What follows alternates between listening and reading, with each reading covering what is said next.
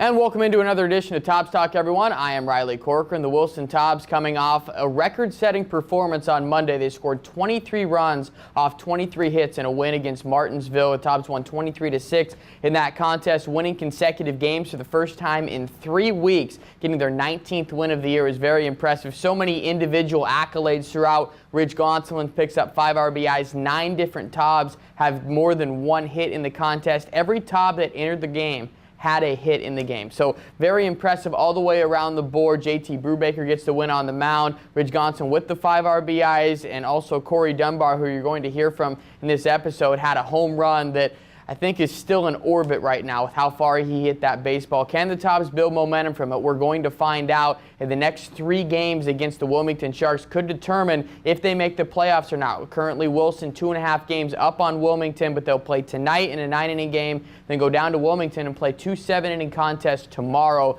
So it could determine either team's fate going into the playoffs. We are going to find out very shortly. Matt Borns will be on the mound for the Wilson Tobs in his final start for Wilson. He's been very good, the team's ace, but will be going back to school and rest his arm and get ready for next year. So it's been fun watching Matt, and hopefully one more good performance for him tonight before he sets sail tomorrow for Eastern Illinois. Wilson looking for win number 20, which would match their total from last year. Also a very special night at the ballpark with Home Run for Hunger. We hope you can come out as well. Bring 5 non-perishable food items to historic Fleming Stadium. You will get in for free. On this episode of Tobs Talk, we will discuss the Home Run for Hunger game with a very special sponsor from the Wilson Community College as well. Austin Love will join me to talk about the record-setting performance, and so will Corey Dunbar, a catcher from the University of North Carolina. What a year he put on there, as well as his career and trying to build that with the Tobs. Very highly scouted and drafted as well, so a very special player to watch. It's all coming up on Tobs Talk here on Greenlight.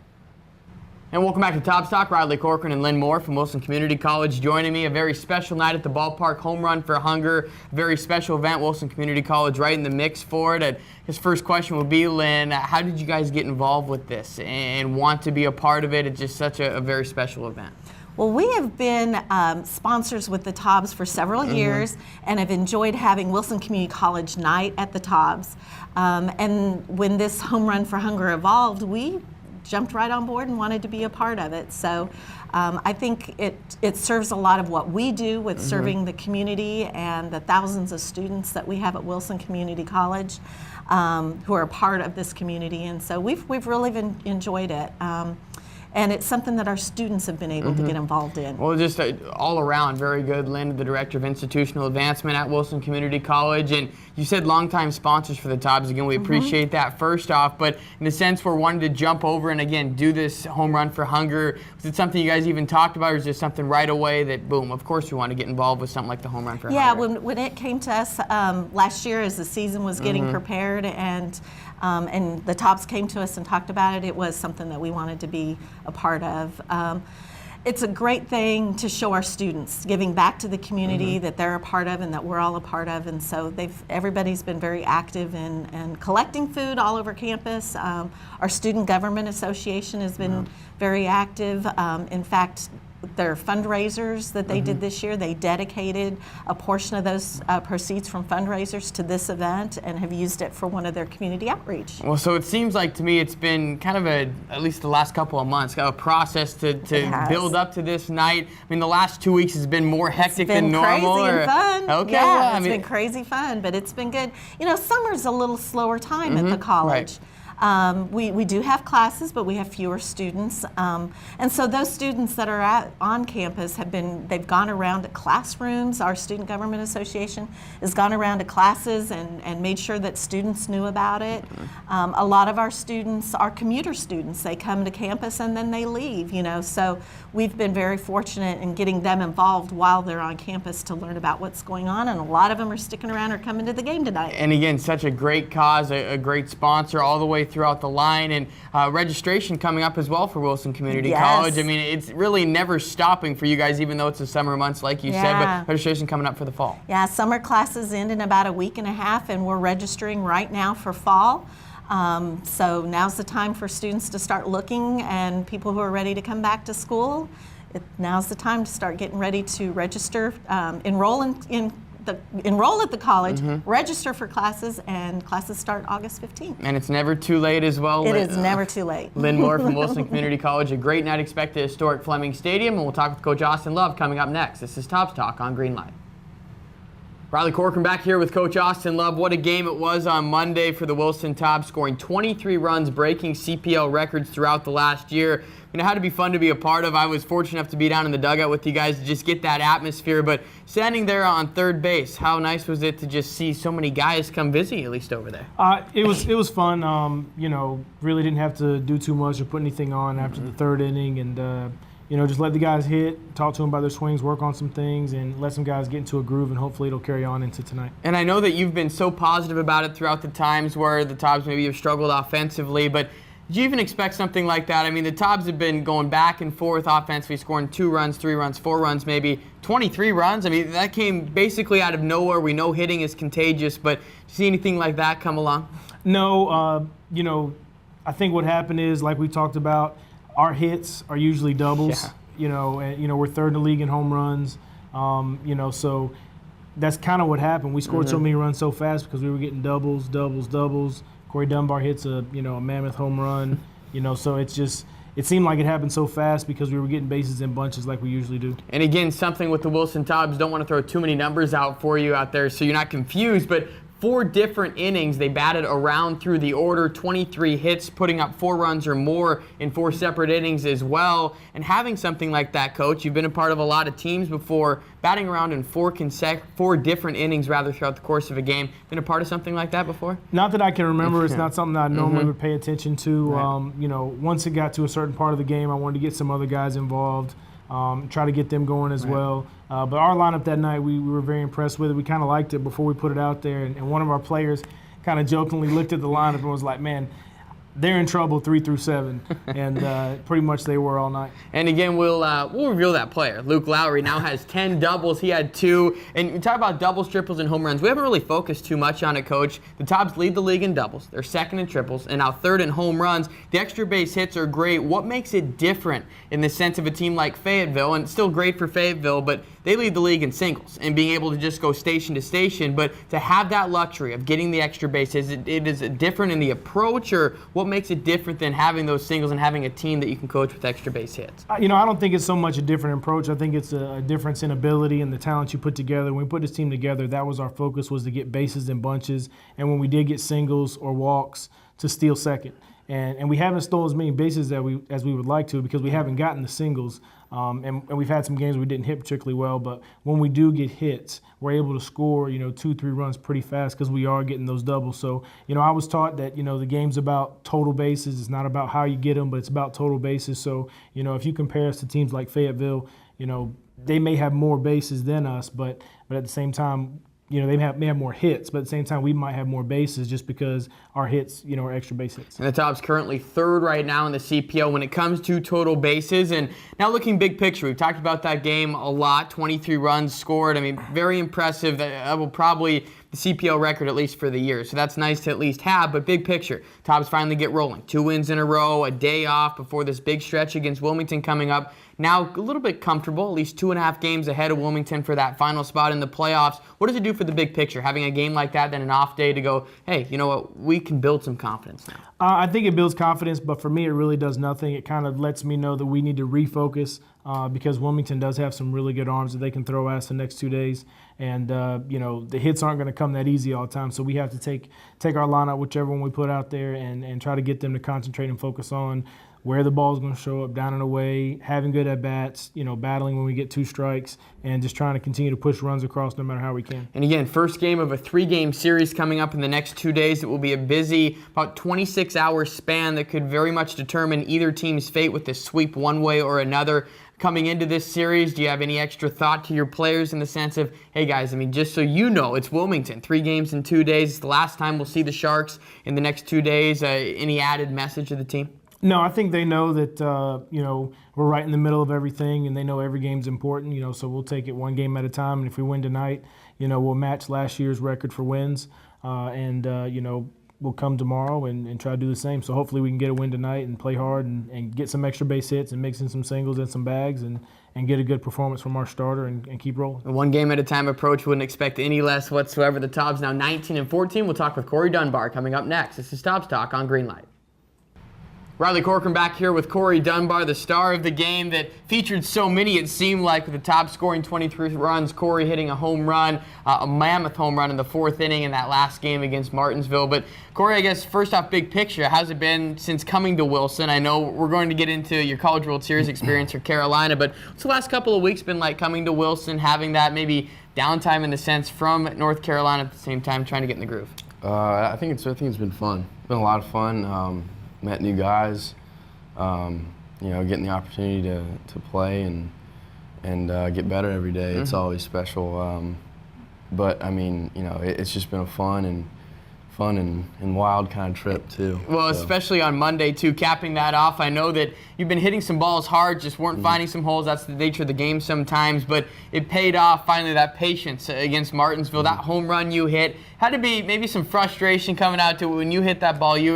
You knew it was gone. I think everybody in the stadium, all 2,700 people knew it was gone. But how did that feel, that approach coming into it? Did you have a different approach coming into the Martinsville game, or what was it? No. I think I've been keeping my same approach. Like you said, been squaring up balls just to the wrong guys, and that's just baseball. But it was a 2-1 pitch. I was just looking for something good to hit and got it and didn't look back. So. And again, finishing your freshman year at North Carolina this past season, highly recruited out of high school, and not in a bad sense, but we were talking about on the bus ride home, that was your first home run in a competitive game, it seemed like, in over a year. I mean, did that even go through your head throughout the process? Honestly, no, it didn't. I mean, really, when you get in there, or at least when I do, I just look in there to stay with my approach and just keep everything moving along, and that's kind of what I do just every day I play, and just get that opportunity to play hard, and that's all you can really do. And certainly fun to watch you play so far, and playing 2 games in a row, trying to get in a groove, and maybe we'll see if it spikes up the batting average too. But let's get into your last season at North Carolina. What a year it was. I mean, #1 pretty much all year long, being a part of a team like that, catching some pretty amazing pitchers too, and that pitching staff. Take us through, if you can, what that last year was like. I mean, going to Omaha too. I mean, you can't really script it much better. It's just, honestly, and me and Dylan Fry talk about it a lot. You really can't put it into words how amazing it was. And you have to have good flow with all the whole team, and just everyone just gels so well. And I think that just the team we had really just connected as a family, as friends, as brothers, everything. And I think that's just what played real well in our movement towards that championship. And we came up short, but it was a good season all around, and we were really happy, really tickled to be there. And again, a couple more years at North Carolina, I'm sure you might get another visit there. You never want to take it for granted, like you said. And different for you in the sense where you've been a standout your whole baseball career. I mean, there's no lying to that. You hit over 500 a year in high school. So just some video game-like numbers you put up there, but took a seat back a little bit this year. And I know when we talked initially when you came to Wilson, you said it was good for you. I mean, you were able to watch some of the best players in the nation. Sky Bowl, a couple of these guys play throughout the course of the season. What was that like for you? It's a different approach coming to the ballpark every day, not knowing you'll be batting third and catching. I mean, I know that's probably what you were used to. What was it like taking a seat back and really seeing the game from a different perspective? I think it was really humbling for me. And like you said, I'd always been this big guy, and coming in to the ball field, everyone knows your name and everything like that. And it was really humbling for me, just to sit back and watch these guys play, and you kind of get a different perspective. So. And hopefully growing as a player. I know we've already seen it in the last couple of weeks for the Wilson Tobs, but about the high school career for you. I mean, we talked about the numbers again that you put up, but the draft process, a little bit interesting because there was a chance for you to go. And I was very impressed by your I guess, moxie coming through it with saying, hey, I want that college experience? Because you could have went pretty high in the draft, whether or not whatever round you were drafted in 35th, I believe, by the Reds, or 37th, but you chose to have that college experience. How tough of a decision was that for you? You know, it came down, it really wasn't that tough a decision. I had my number in mind and everything like that, and the teams knew. But, you know, I got that call, and, you know, my dad called me and was like, you know, this team's going to offer you in the second round, and, you know, what are you thinking, you know, what do you want to do? And I was like, you know, Dad, I really want to go to college. I really want to get that education, and because I think that's something that you never get back in your life. You only do that once in your life. I mean, whether you go back, I mean, if I would have signed and I went back when I was, you know, 30, that's not the same experience, you know, and you know, I just think, and I think this year proved it. I mean, going to the College World Series and everything like that, I mean, it's just, you know, I would have hated to miss out on that. And it speaks volumes, too, because there's not many people in your position that would have said that, I want that college experience. So very impressive, first off. But now big picture for Corey Dunbar. What do you need to do to get better? You're playing at the highest level at North Carolina. You're playing in front of scouts pretty much all the time. You're playing against the best competition. What do you need to do on an individual level to get better this summer and beyond to get back to that status of getting drafted in a couple years, hopefully?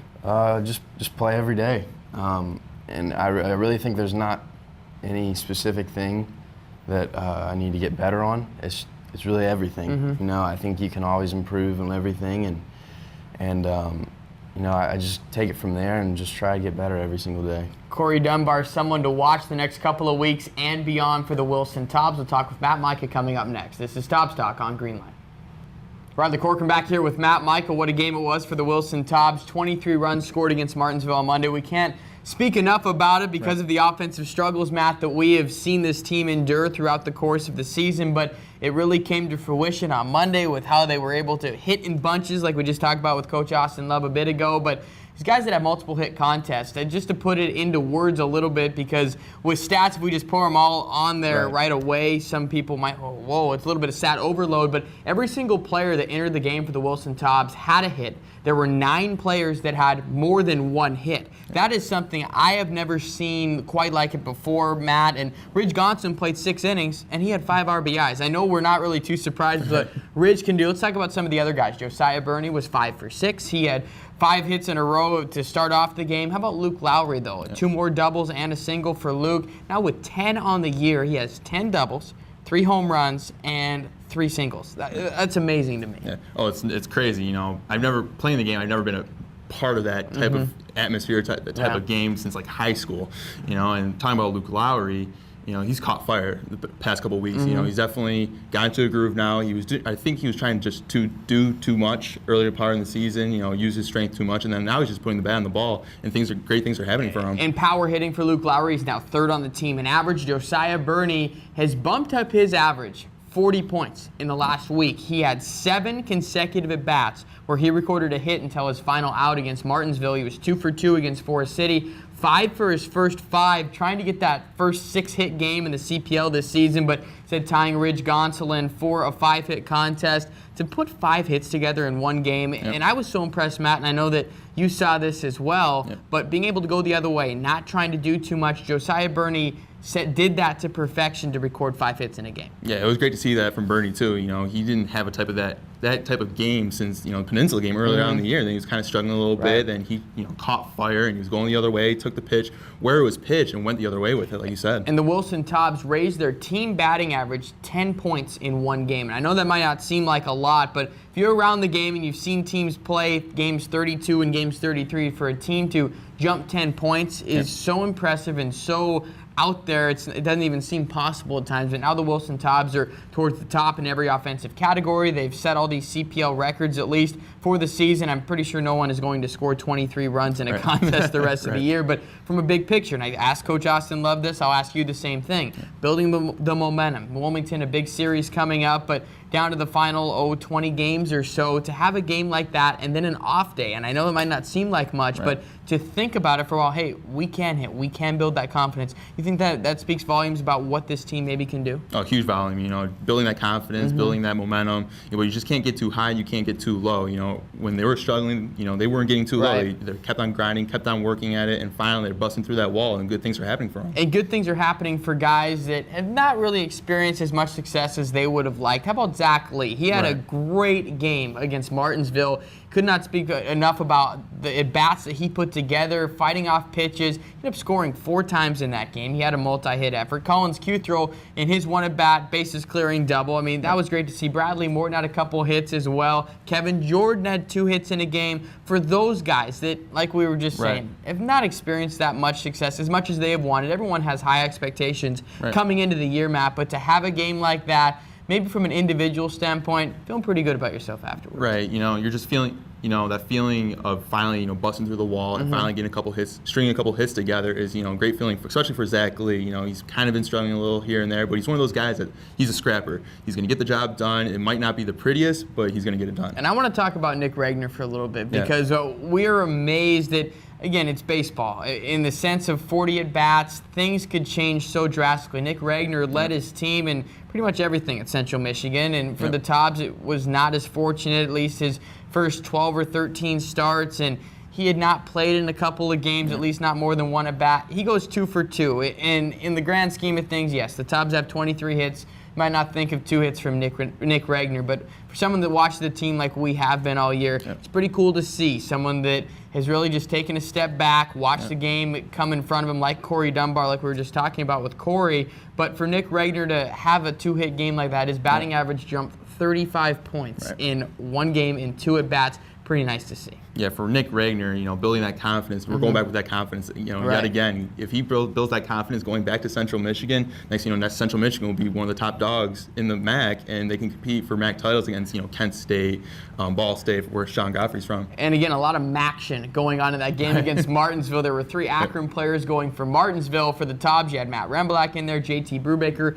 who picked up the win on the mound. I mean, Sean Godfrey was playing as well. The Regner brothers, a lot of MAC players participating in that game on Monday, but so the Tobs get to have some fun. I'll give credit, Logan Regner, best bullpen catching job I've seen in a long time out there. Jimmy Lupins was warming up down in the bullpen, had a nasty knuckleball. These guys get to have some fun a little bit and appreciate the game for what it is. You like to see that in the course of a summer season as well. Yeah, we've been speaking on this the entire season, how much fun this team has. They gel really, really well. I've never seen anything like this. They on the bus rides, they're rowdy. They love to have fun. Their walk-up songs are goofy. Zach Lee with Raining Men. I mean, they just love to have fun, and it's a kid's game. It's baseball. They just win or lose, they love to have fun. And always more fun when you win. The Tobs now with 2 in a row. They've won 19 games. If they win tonight, they will match the total that they had last season. That's a lot, for especially what this team came through last year, all the struggles that they had. But a big series coming up against Wilmington. Let's talk about that just for a sec. 3 games in the next 26 hours or so, let's say. And for the Tobs, it's very important because they have a 2.5 game lead over Wilmington. Do not want to surrender that back to them by dropping 2 out of 3 or maybe getting swept. Right. These next couple weeks are huge. We have 3 weeks left. Each game is important, but at the same time, you can't keep on looking at the next game. You have to focus on 1 game at a time. We talk with Coach Love at the ballpark every single day about this. Focus on 1 game at a time, and things will take care of itself. And we'll see if the Tobs can get it done. We'll wrap up the show next. This is Tobs Talk on Greenlight. And another episode of Tobs Talk in the books, a very special episode with the Home Run for Hunger game happening tonight. Should be an electric atmosphere at historic Fleming Stadium on a Wednesday night game against the Wilmington Sharks. Wilson coming off a winning streak. All things are good right now if you're a Tobs fan with what they did their last contest against Martinsville. 23 runs scored, 23 hits, both CPL records. They also hit 6 doubles in that contest. A home run from Corey Dunbar, who you heard from earlier in this show as well. So it was very impressive. Can the Tobs keep it going? That is the question that we will find find out in the next couple of games. Taking on Wilmington in the next 2 nights, they will play them 3 separate times. So it might determine if the Tobs can make the playoffs or not. Currently 19-14, Wilmington 19-19. So the Sharks need these games more than the Tobs do, but at the same time, if the Tobs can pick up 2 or 3 wins, they could put the Sharks away possibly for the final 2 or 2.5 weeks of this season. Going on the mound for the Wilson Tobs will be Matt Bournes in his final start with Wilson. He has been a great addition, a great piece of this rotation so far for Wilson, making some memorable starts, especially against Team USA a couple weeks ago. So see if Matt can turn in at least one more impressive performance on the mound for the Wilson Tobs. For Wilmington, we're sure to see Tyler Bolton throughout the course of the 3-game series. Not sure who will be going for them tonight. The Wilson Tobs looking for win number 20 to match what they did last year. We'll see if they can do that. We'll be back on Saturday for the next edition of Tobs Talk here on Greenlight.